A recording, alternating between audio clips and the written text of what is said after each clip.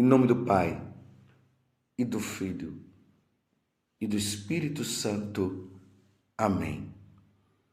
Naquele tempo, quando Jesus se aproximou de Jerusalém e viu a cidade, começou a chorar. E disse: se tu também compreendesses hoje o que te pode trazer a paz. Agora, porém, isso está escondido aos teus olhos. Dias virão em que os inimigos farão trincheiras contra ti e te cercarão de todos os lados. Eles esmagarão a ti e a teus filhos e não deixarão em ti pedra sobre pedra, porque tu não reconhecestes o tempo em que fostes visitada. Palavra da salvação, glória a vós, Senhor. Meus irmãos, para nós entendermos o evangelho de hoje, nós precisamos voltar lá no capítulo 9 de São Lucas, do versículo 51. E lá vai dizer que Jesus, sabendo que estava chegando o momento dele passar desta vida para outra, ou seja, de passar desta vida para o céu, ele tomou a firme decisão de ir para Jerusalém. Então Jesus começa a ir para Jerusalém. Estava lá na Galileia, passando pela Samaria, até chegar na Judéia. E Lucas ele vai sempre detalhando que Jesus se aproximando de Jerusalém. Se aproximar de Jerusalém significa ele está se aproximando para dar vida por cada um de nós. Tanto que em alguns momentos ele foi falando isso para os discípulos. 3 vezes ele falou: o Filho do Homem vai ser entregue nas mãos dos homens. Eles o prenderão, vão machucá-lo e depois vão matá-lo. Mas ao 3º dia ele ressuscitará. É nesse interim que Jesus vai contando as parábolas relacionadas à vinda dele, ou seja, ele vai para o céu e depois ele volta. E aí Jesus chega agora no topo do Monte das Oliveiras. E o Monte das Oliveiras fica de frente para a cidade de Jerusalém. Jesus começa a descer. Quando ele chega em um determinado ponto, ele olha para Jerusalém. Para quem foi nas peregrinações à Terra Santa, o nome do lugar que se deu é o Dominus Flevit. O Senhor chorou. Ali tem uma pequena capela, que ela está de frente para Jerusalém. Essa capela, ela simboliza Jesus olhando para Jerusalém. É importante notar que quando nós entramos nessa capela, aí tem um altar que está de frente para Jerusalém e tem uma cruz assim no fundo. Se você olhar para aquela cruz, você vai ver que lá no fundo ela vai dar de encontro, ela fica bem em frente mesmo àquela mesquita que é chamada a Mesquita de Omar, que tem aquela parte superior dela toda dourada, também chamada a Mesquita Dourada, que ali estava antes o Templo de Jerusalém, que foi destruído. Então ali Jesus olha e aqui diz que ele começa a chorar. Estamos no Evangelho de São Lucas, capítulo 19, do versículo 41 a 44. Jesus se aproximou de Jerusalém e viu a cidade e começou a chorar. Imaginemos, meus irmãos, Jesus chorando. E Jesus começa a mostrar uma coisa, que uma vez que ele passou esses 3 anos evangelizando, falando do reino de Deus, mas as autoridades religiosas daquele tempo fecharam o coração, não conseguiram enxergar nele a pessoa do Messias que eles mesmos aguardavam. E o povo que foi influenciado também por essas autoridades.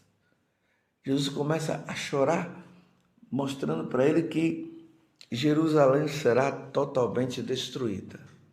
Jesus profetiza: Jerusalém será destruída. E isso acontece nos anos 70. O general Tito, um general romano, ele entra na cidade de Jerusalém e destrói tudo. Jerusalém é totalmente destruída.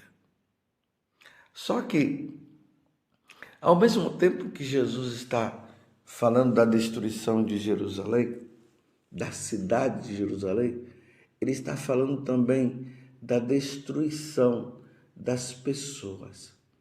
As pessoas que, por não desejarem ouvi-lo, serão condenadas, serão precipitadas no inferno, porque não abriram o coração. Veja que aqui diz assim: se tu também compreendesses hoje o que te pode trazer a paz. Agora, porém, isto está escondido aos teus olhos. Dias virão em que os inimigos farão trincheiras contra ti e te cercarão de todos os lados. Eles esmagarão a ti e a teus filhos, e não deixará a ti pedra sobre pedra, porque tu não reconhecestes o tempo em que fostes visitada. Repito, Jesus está falando por meio de metáfora, mas ao mesmo tempo está falando uma verdade. Ele está falando da destruição de Jerusalém, mas ao mesmo tempo ele está se referindo àquelas pessoas que não querem que ele reine. Se lembram da parábola de ontem? Que um nobre, um rei, ele foi para uma cidade muito distante e quando ele pediu que as pessoas negociassem, ele deu 100 moedas para 10 pessoas, para 10 empregados, mas eles precisavam negociar e multiplicar, mas teve um que não multiplicou. E ele disse negociar, ou seja, negociar é o que? É se voltar para Deus, é ser de Deus. Aí vocês lembram que teve aqueles que disseram: nós não queremos que ele reine, e eles foram condenados ao inferno. Então esse final aqui da parábola, Jesus está querendo mostrar justamente isso. Eles não quiseram aceitar Jesus. E Jesus disse: tu não reconhecestes o tempo em que fostes visitada.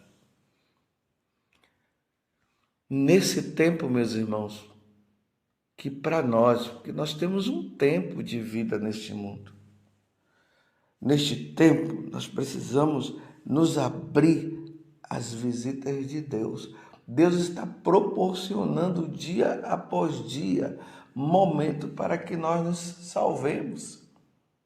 É através de uma pregação, uma procissão, quando é feita, relacionada àquele santo, àquela santa.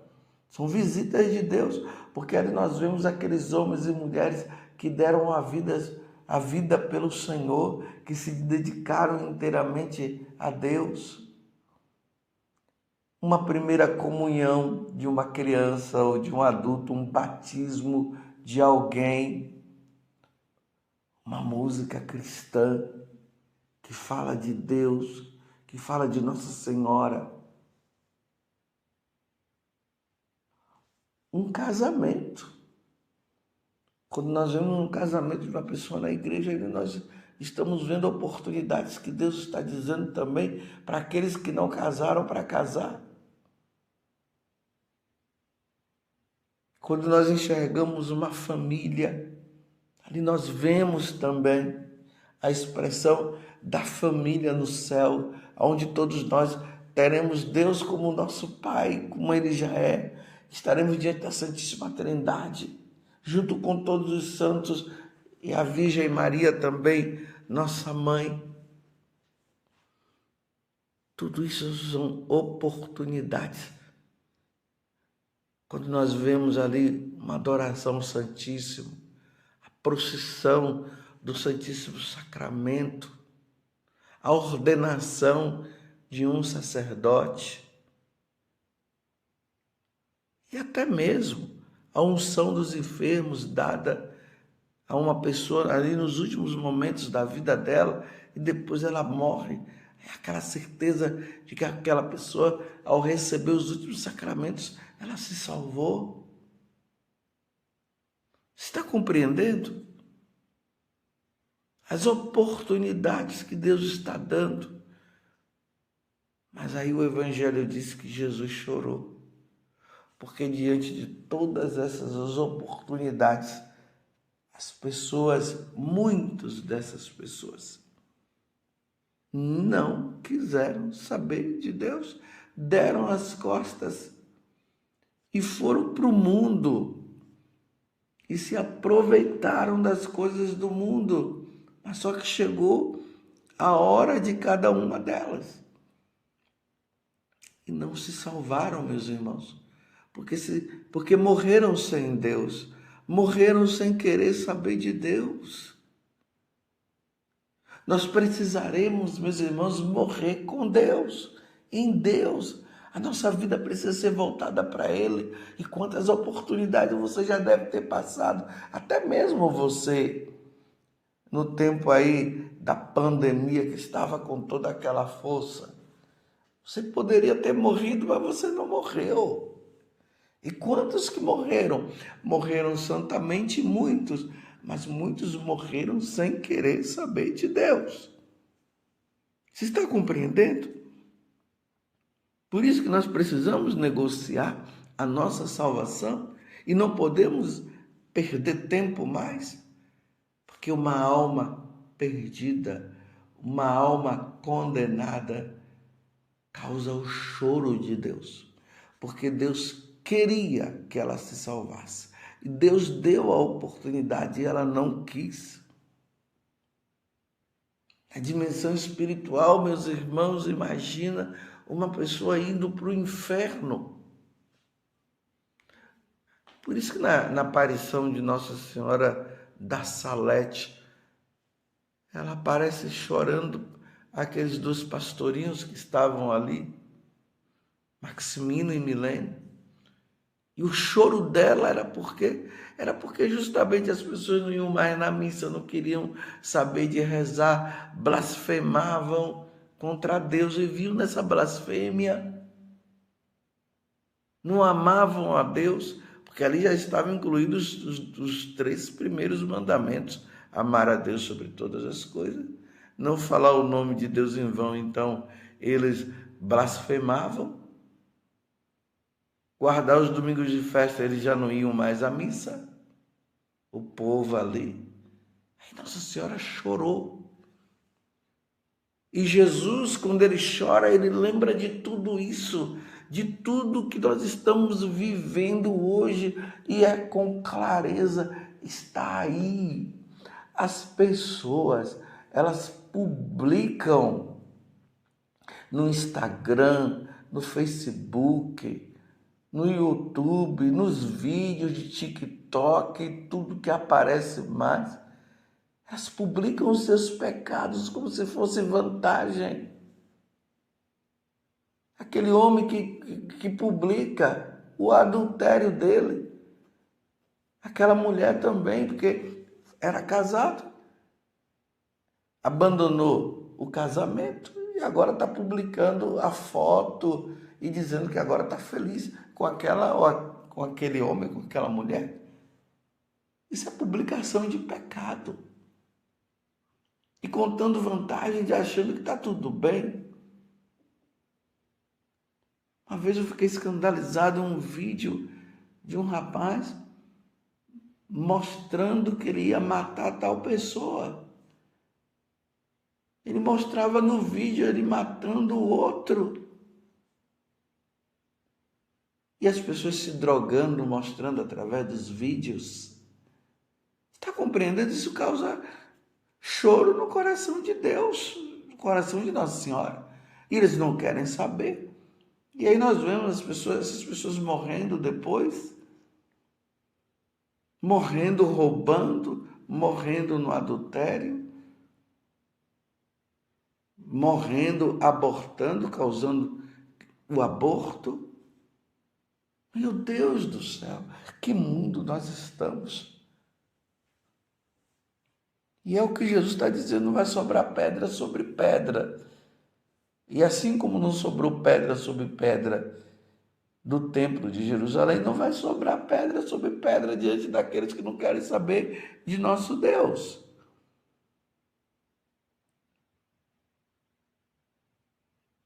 Eu dei essa parada para você pensar. Como está a tua vida? Mais uma vez eu digo, Jesus, aqui no final do Evangelho, tu não reconhecestes o tempo em que fostes visitada. Quantos acontecimentos que nós vemos aí, quando Jesus disse que quando ele estivesse perto de voltar, ia acontecer fenômenos extraordinários do céu e da terra. E nós vemos tantos fenômenos que vêm acontecendo. Esses fenômenos naturais, desastres, essas pandemias, tudo isso era para as pessoas observarem também nisso. O que eu estou fazendo da minha vida? É assim que nós deveríamos dizer. Diante desses fatos. Não, mas as pessoas estão brincando com Deus, estão brincando, não querem saber de Deus, abandonam a Deus. A prepotência de entrar numa igreja católica e profanar as coisas. Só que o dia de cada um vai chegar. E quando eu digo o dia de cada um, é o dia do encontro com Deus. E ali vai haver o ajuste de contas. E não vai ter perdão, meus irmãos. O perdão é agora. Enquanto nós estamos nesta vida, nós precisamos nos arrepender para recebermos o perdão de Deus. Mas vai ser triste quando passar para o outro lado. Como diz Santo Afonso Maria de Ligório, naquele livro que hoje tem o título de Máximas Eternas, mas o antigo título era Verdades Eternas, Preparação para a Morte, onde ele diz que muitos irão ficar com remorso, dizendo: o que eu fiz da minha vida? Eu tive toda a oportunidade, Deus me deu toda a oportunidade, mas eu não quis saber. Eu não quis que ele reinasse na minha vida, influenciado pela mídia, pelas escolas, pelos professores ateus, que foram falando mal da igreja, falando mal de Jesus, e muitos acabaram abandonando e não quiseram mais saber. Pessoas que levavam uma vida de santidade, mas perderam a oportunidade sendo influenciados pelos que erram. Deus chora. Será que Deus está chorando por você?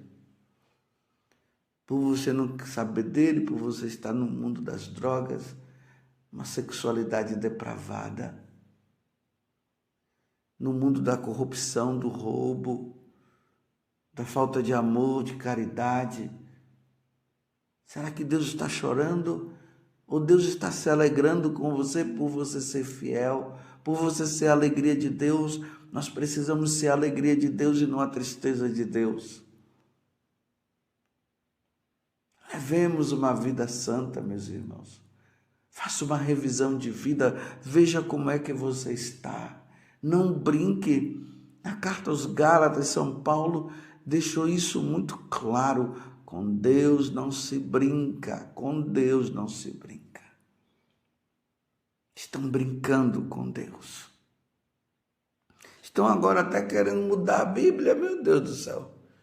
Mudar a Sagrada Escritura para colocar aquilo que é conveniente, ou seja, colocar na Sagrada Escritura o que convém de pecado e tudo mais.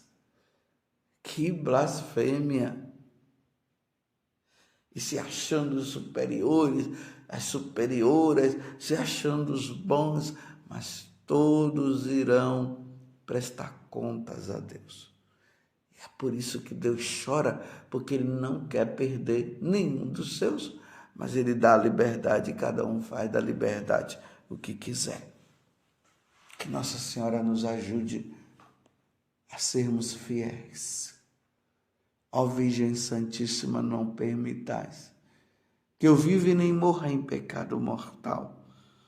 Em pecado mortal eu não hei de morrer, porque a Virgem Santíssima há de me valer. Valei-me, Virgem Santíssima. Louvado seja nosso Senhor Jesus Cristo, para sempre seja louvado, e a sua mãe, Maria Santíssima. E aproximando-se de Jerusalém, Jesus viu a cidade e começou a chorar.